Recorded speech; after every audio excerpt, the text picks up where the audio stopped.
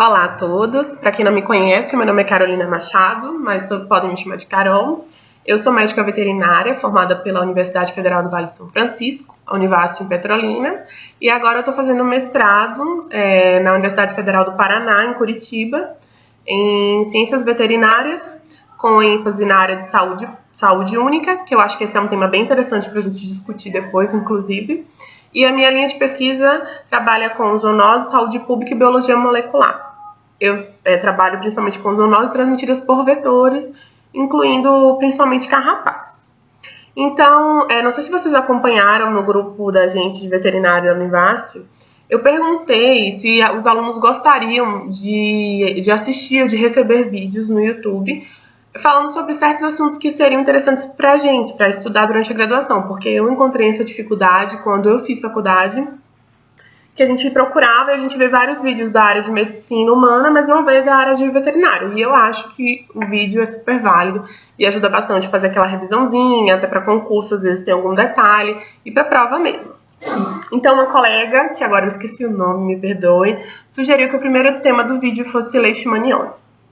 Como leishmaniose é um assunto bem amplo e bem, como eu vou dizer, polêmico, eu vou fazer em duas partes. Na primeira parte eu vou falar um pouquinho dos aspectos gerais, do aspecto geral da enfermidade, e na segunda parte a gente vai dar mais ênfase ao diagnóstico, ao que se fala de tratamento, ao que a gente tem de legislação e o que o Ministério aborda, certo? E aí vem as polêmicas. Então, eu vou começar para falar para vocês essa minha aula, ela é feita baseada no manual do Ministério da Saúde, manual que eles têm unicamente sobre leishmaniose visceral. Outra coisa importante de saber é que a gente vai focar na leishmaniose visceral porque ela é o nosso problema de saúde pública, ela é a nossa incógnita, é a nossa polêmica. A cutânea existe, está muito presente, mas não é considerada um fator de preocupação. Então, nós vamos focar na visceral. É claro que em um momento ou outro eu vou estar citando a cutânea. Então, o meu material de base para esse vídeo é o manual do Ministério. Se eu não me engano, ele é de 2004 ou 2006, então tem algumas informações que estão já atrasadas. E aí eu peguei e fiz pesquisas à parte e com informações que meu orientador também me trouxe, a gente juntou e fez o que a gente tem hoje de informação, certo? Então, só para começar falando um pouquinho, a leishmaniose visceral é uma zoonose, classificada especificamente como antropozoonose. Para quem já teve epidemia, já está familiarizado com o termo, mas para quem não teve, uma antropozoonose é quando o homem cai num ciclo epidemiológico de uma enfermidade que não necessariamente precisa dele para acontecer. E, segundo a União Internacional de Saúde, né, a Organização Mundial de Saúde, ela é considerada uma das 6 endemias prioritárias do mundo, uma zoonose reemergente. E por que isso? Basicamente porque ela é uma doença negligenciada, porque acontece realmente a camada mais pobre da população, está em países em desenvolvimento ou subdesenvolvidos, então ela é muito negligenciada e está associada também a doenças, além desses aspectos socioeconômicos, com pessoas imunossuprimidas. Ela tem ampla distribuição no mundo inteiro, nós temos relatos na Ásia, na Europa, no Oriente Médio, na África e nas Américas. Ela é popularmente chamada de leishmaniose visceral americana ou calazar neotropical, mas tem gente que chama só de calazar também.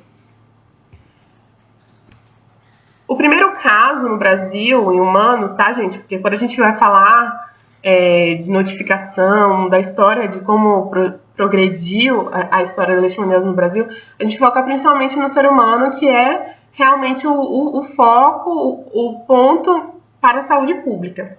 Então, o primeiro caso foi em 1913, foi um médico que foi fazer necrópsia, fez necrópsia de humanos, e ele encontrou leishmania em lâminas. Ele fez essa análise no Paraguai, se eu não me engano, mas as amostras eram provenientes do estado do Mato Grosso. Então, lâminas de necrópsia do Mato Grosso, que foi identificado a leishmania. Logo depois, uns 30 anos depois, em 1934, houve um levantamento epidemiológico a respeito da febre amarela, que estava tendo surto na época, e durante esse censo, esse levantamento epidemiológico do Ministério da Saúde, eles identificaram 41 casos positivos em humanos para a leishmania no norte e no nordeste. Na mesma época, mais ou menos, eles perceberam eles perceberam que o vetor responsável pela transmissão desse protozoário é o Lutzomyia longipalpis. E depois disso surgiram os primeiros casos em cães. Tá? Nesse manual, que é de 2006, do Ministério da Saúde, ele diz o seguinte, que a leishmaniose visceral está presente em todos os estados brasileiros, com exceção do Sul, tá? Em 19 das 27 unidades federativas, em 1.600 municípios com casos autóctones. Ou seja, as pessoas contraíram e se infectaram, pegaram a leishmaniose sem ir para nenhum município vizinho, a área endêmica. Ela realmente pegou na cidade dela, tendo o vetor e o patógeno na cidade. Então, é considerado um caso autóctone. Com relação à epidemiologia da doença, ela é mais frequente em crianças com menos de 10 anos, do sexo masculino. E eles alegam que isso se deve a uma imaturidade imunológica associada a uma desnutrição, certo? Que isso aí vem corroborar com a ideia, né, a questão de que está localizada na faixa de pobreza da população. Até os anos 90% dos casos de leishmaniose ocorriam na região Nordeste. E, como eu falei, estavam associados a um baixo nível socioeconômico, pobreza, um clima seco, com menos de 800 milímetros de pluviosidade. Não precisa se apegar a esses números, são detalhes, eu estou apenas citando o que está no manual. Em regiões de vales e montanhas e rural. Então, até os anos 90, pensava-se em região norte, nordeste, pobreza e rural, certo? Depois disso, ocorreu o que eles chamam de periurbanização e urbanização da leishmaniose visceral, que foi quando ocorreram surtos no Sudeste e no Centro-Oeste, onde eles diziam não haver antes. E esses surtos aconteceram mais ou menos na mesma época, no Rio de Janeiro, Belo Horizonte, Araçatuba, Corumbá, Três Lagoas e Campo Grande. Agora, falando especificamente do Sul, que é o estado em que eu me encontro agora, em que eles não admitiam a existência de leishmaniose, pelo menos até 2006, nós já tínhamos um relato em 1998 de 5 cães em Santa Maria, no Rio Grande do Sul, que em necrópsia foram encontrados leishmania. Daí pula já para 2007, onde um cão em Cruz Alta, no Rio Grande do Sul, também foi diagnosticado com leishmania, mas esse cão era proveniente de Alagoas, então ele não pode ser considerado um caso autóctone. E finalmente, em 2014, tivemos o primeiro cão autóctone do Rio Grande do Sul em Porto Alegre. Daí para cá, a gente já tem vários outros relatos. Santa Catarina, Florianópolis, eles assumem claramente que eles estão tendo problema com leishmania, a um ponto de que a prefeitura, a Secretaria de Saúde, está assumindo um papel muito importante. Eles estão começando agora a distribuir coleiras para os cães gratuitamente e estão avaliando a possibilidade de também vacinar esses cães. E agora no Paraná, a gente teve um surto em Foz do Iguaçu, que é uma região de tríplice fronteira, onde o Brasil cruza a Argentina e o Paraguai. Então é uma questão bem polêmica, porque fica um colocando a culpa no outro de onde veio essa leishmania, mas é um surto bem expandido, onde você tem pontos positivos pela cidade inteira.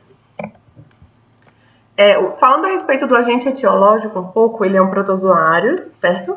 Trypanosomídeo, do gênero Leishmania.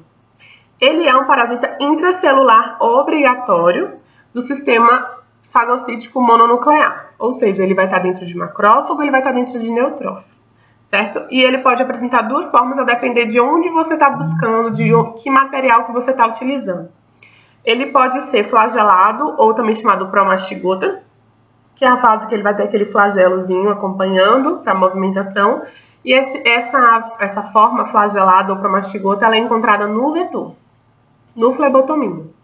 Quando você vai analisar material de vertebrado, de cão, de ser humano, você vai encontrar outra forma. Você vai encontrar a forma aflagelada ou promastigota, que ele perde esse flagelo. Eu vou colocar uma fotinha aqui para vocês compararem uma com a outra, certo?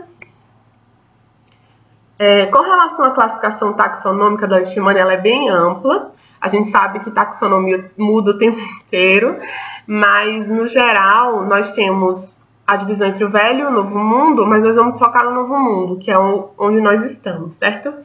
Eles têm dois grandes grupos, que é a Leishmania, o grupo Leishmania e o grupo Viania. Basicamente, o grupo Leishmania é o responsável pela leishmaniose visceral e o grupo Viania pela leishmaniose cutânea. Falando da leishmaniose visceral, o grupo Leishmania vai se dividir ainda em Leishmania donovani e Leishmania mexicana. Essa Leishmania donovani também tem a espécie A. chagas. Então, antigamente a gente chamava de Leishmania chagas no Brasil. Agora já houve uma alteração e o que nós temos hoje já é considerado Leishmania donovani.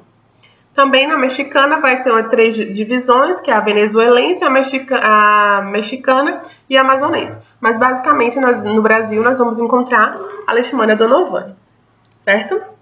E a aviária também vai ter a divisãozinha dela, mas nós não vamos falar disso agora. O vetor responsável pela leishmania é um flebotomínio, que erroneamente às vezes é chamado de mosquito. E qual seria essa diferença? O mosquito ele faz sua oviposição, sua reprodução em água. Então vamos imaginar o Aedes, o mosquito transmissor da dengue. Nós temos dificuldade de controlar, porque ele faz sua oviposição em água. Agora vocês imaginem controlar um outro que faz sua oviposição em matéria orgânica. A gente não está conseguindo controlar os depósitos de água. Como que a gente vai controlar os de matéria orgânica? Porque para o flebotomínio qualquer lugar é lugar. Fezes, acúmulo de lixo, lixões, aterros sanitários, o quintal se você cria animal, uma horta mal cuidada, um lixo depositado no terreno baldio, galinheiro no quintal do vizinho. Então, realmente, o controle é muito mais complicado. Então, o flebotomínio, ele faz sua deposição em matéria orgânica. O mosquito em água. Mais popularmente, ele é chamado de mosquito palha, tatuquiras ou biriguis. As espécies que nós conhecemos hoje é o Lutzomia longipalpis e o Lutzomia cruzi, reconhecidos pelo Ministério da Saúde, mas existem publicações que vão falar de um terceiro, se eu não me engano, é a Lutzomia whitmani. Eu vou colocar também o nome aqui. Que foi encontrado no sul da Bahia. Esse mosquito ele tem de 1 a 3 milímetros de comprimento, então ele é pequenininho. Mosquito não, perdão, flebotomínio. De 1 a 3 milímetros de comprimento. Ele tem uma cor castanho claro ou cor de palha, por isso é chamado de mosquito palha. Ele tem uma cor bem douradinha. E ele voa de forma diferente. Ele voa em saltos e quando ele pousa com as asas abertas. Então é bem característico. Tem uma atividade crepuscular à noturna. Com relação aos reservatórios, nós temos o reservatório urbano e o reservatório silvestre. O reservatório urbano a gente já sabe, é o cão, né? O cão doméstico, cães familiares, que ele é considerado a principal fonte de infecção para o ser humano. Por quê? Pelo fato dele ser mais acometido, inclusive, do que os seres humanos. Isso se deve a uma preferência do vetor pelo sangue dos cães. Então, eles chegam a ser maior fonte de infecção.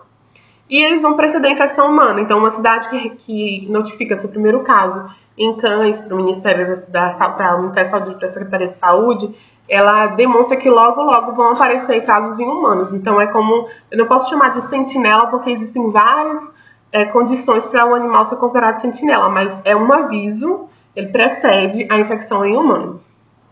Inclusive, depois a gente vai até falar sobre essa responsabilidade toda do cão ser considerado o reservatório bomba para a leishmaniose. E do meio silvestre nós temos as raposas e os marsupiais, o que também torna bem complicado, porque quando você pensa em raposa e marsupial, você acha que eles vão ficar no ciclo rural. O que está errado, porque a gente sabe, na minha região aí na Bahia, no Nordeste, como aqui também onde eu estou no Paraná, que a coisa mais comum é você encontrar no seu quintal, andando num terreno baldio, um gambazinho ou um saruê, sariguê, como chamam aí. E eles se aproximam das casas em busca de alimentação e eles também estão próximos das famílias, tá? Falando brevemente assim, do ciclo, de forma bem simplificada, de como ocorre o ciclo de transmissão da doença, então nós vamos começar com um flebotomínio positivo, né? Infectado com a leishmania da forma pró-mastigota, flagelada, e ele vai estar com essa forma flagelada em suas glândulas salivares. Daí ela vai fazer, a fêmea, né, vai fazer o repasto dela, no momento que ela vai se alimentar de um vertebrado, seja um animal ou um ser humano, ao mesmo tempo que ela se alimenta, ela deposita essa forma promastigota no indivíduo. Os macrófagos, o sistema monocítico fagocitário, vai fagocitar essa leishmania promastigota e ela vai se diferenciar dentro do macrófago na forma mastigota e se reproduzir. Daí ela vai romper os macrófagos e vai começar a infectar outros macrófagos adjacentes. Dessa forma, ela circula por todo o organismo do animal ou da pessoa, ficando principalmente assim de início na periferia. Daí vem outro flebotomínio e se alimenta novamente, desse vertebrado. Ao se alimentar, ele vai ingerir esses macrófagos cheios de leishmania da forma amastigota, ou seja, da forma aflagelada, certo? E aí, dentro do intestino do flebotomínio, ela vai se diferenciar na forma para mastigota e o ciclo recomeça, certo? O período de incubação é bem variável entre indivíduos, entre espécies, entre a quantidade que foi inoculada e a imunidade do próprio indivíduo. No cão, basicamente, pode ir de 3 meses a anos, sendo o tempo médio de começar a aparecer os sinais clínicos entre 3 e 7 meses. No homem, são de 10 dias a 24 meses, então é bem amplo, mas a média é de 2 a 6 meses. E é considerado uma doença crônica, ou seja, dificilmente você vai pegar um animal, uma pessoa com a leishmania em fase aguda, leishmaniose em fase aguda. Para ela começar a aparecer os sinais, já vão ser mais de 3 meses. Então, ela é uma doença realmente crônica. Com relação ao sinal clínico, existe uma separação de como ele se comporta no ser humano e no cão, tá? No ser humano é uma coisa mais bem definida. No cão é uma coisa bem inespecífica. Então, o manual ele traz o seguinte, que no humano ele divide em 3 períodos. O período inicial, o período de estado e o período final, certo? No período inicial, o paciente começa a apresentar febre, esplenomegalia ou hepatoesplenomegalia, com uma palidez de mucosa e diarreia. Daí o que pode acontecer? Se o sistema imunológico estiver bem, se a quantidade inoculada foi pouca e tudo, ela pode evoluir para uma cura espontânea e aí ela vai ser denominada da forma oligossintomática da doença. Então, ela até apresentou os primeiros sinais e depois desapareceu. Se ele continuar, se a infecção não for debelada, se ela continuar no organismo, daí ela evolui para o período de estado. No período de estado, ele começa a ter uma febre mais irregular, o emagrecimento é progressivo, ao mesmo tempo que ele emagrece, você observa uma expansão do abdômen devido a um aumento do baço e do fígado, uma hepatoesplenomegalia, a palidez cutânea mucosa bem mais evidente. E isso acontece quando já tem mais de 2 meses de infecção e vai gerar um comprometimento geral do quadro do indivíduo, tá? Se não houver diagnóstico nem tratamento, ele vai evoluir para o período final.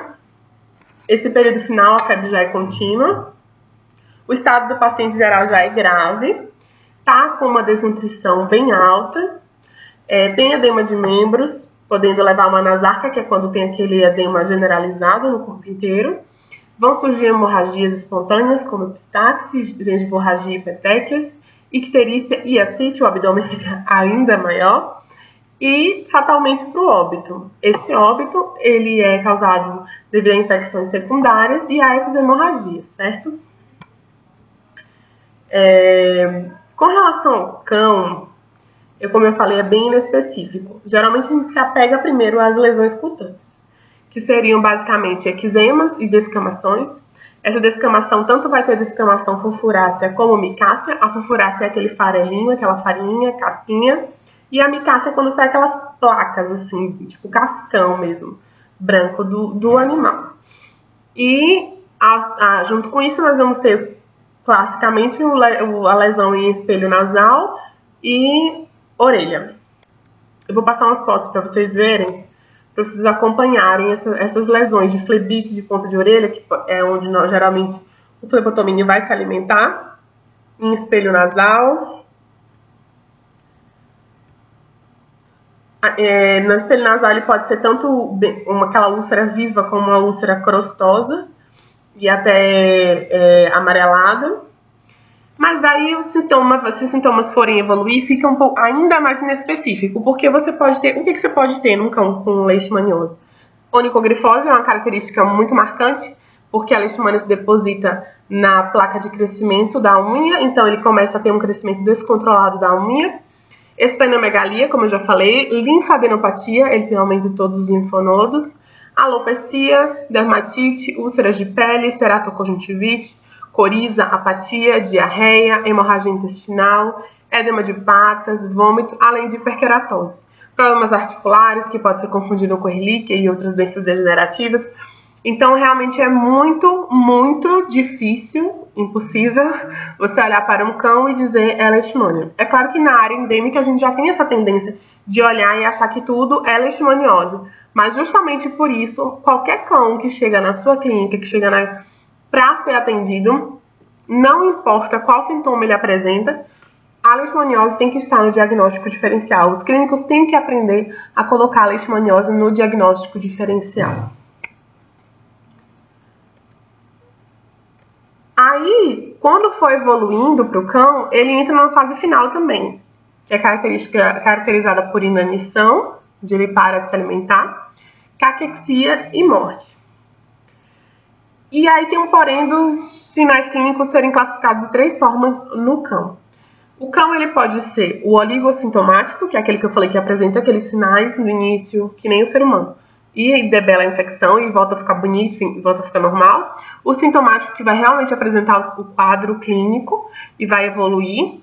E o assintomático, que é aquele que ele é portador da leishmania, ele tem a leishmania, mas ele não apresenta sinal clínico nenhum, ele pode passar a vida inteira sem apresentar sinal clínico, sem inclusive desenvolver anticorpo, e é esse cão que é o mais perigoso, porque mais de 60% dos cães são assintomáticos para leishmaniose. Então, seu cão tá bonito em casa, e como é que você vai explicar para o proprietário que ele é um perigo para a sociedade? Se o cão tá bonito, tá brincando, tá comendo, tá feliz, então esse é o cão problema, certo? E o próximo passo seria o diagnóstico. Nosso vídeo já vai em 20 minutos, tá bem extenso.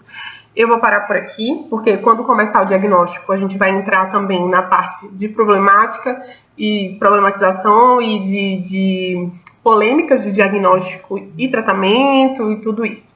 Então, eu gostaria que vocês me dissessem se vocês gostaram desse vídeo, tá? É meu primeiro vídeo, eu não tenho experiência em fazer isso, mas eu adoro o assunto e eu adorei compartilhar com vocês. E eu espero que vocês gostem, que possa ajudar, tanto no estudo para quem gosta de aprender um pouco mais sobre a doença. Eu, particularmente, tenho uma relação de amor e ódio com a leishmaniose, porque eu amo estudar, mas a gente odeia quando a gente pega um animal positivo para a leishmania. Então, gente, muito obrigada pela atenção de vocês. Espero que vocês curtem e voltem para ver o resto da história.